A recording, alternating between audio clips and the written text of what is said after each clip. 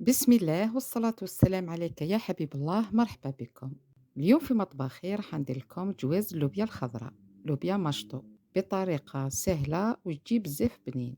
نجيب مرميطة ندير فيها كمية معتبرة من الزيت.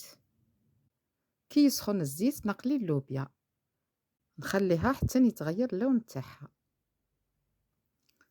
بعد ما تستقلى اللوبيا نحيها،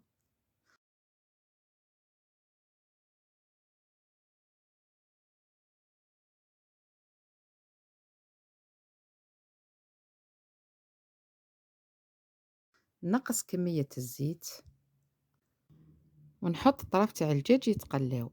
تقدري ديري اللحم.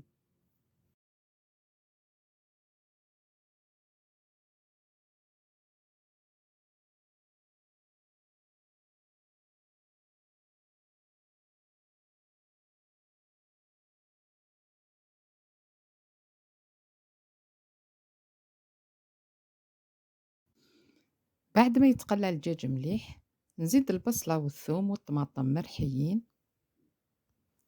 ملعقة صغيرة طماطم مصبرة،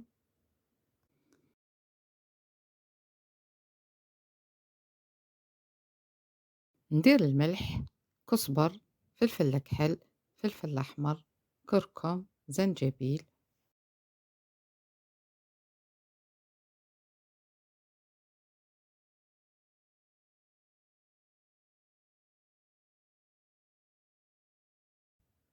نخلط كلش مع بعض ونخليهم يتقلاو.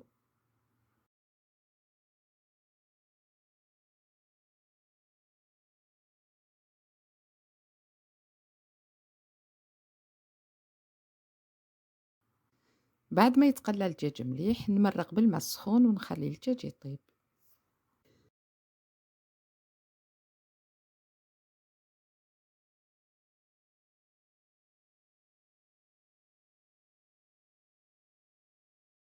بعد ما يطيب الدجاج نص طياب نزيد البطاطا ونزيد اللوبيا الخضراء اللي كنت قليتها، نغطيهم ونخليهم يكملوا طيابهم.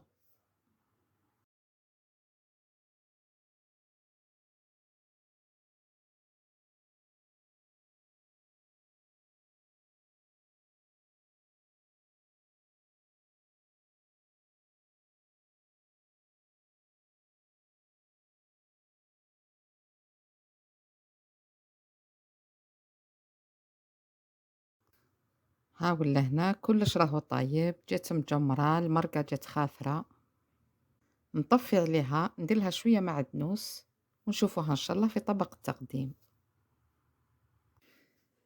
اللوبيا تاعي راهي واجدة، هاي أمامكم، جات بنينة عسل. نتمنى أنك تجربيها. تاكلوها إن شاء الله بالصحة والهنا. دمتم في رعاية الله وحفظه، والسلام عليكم.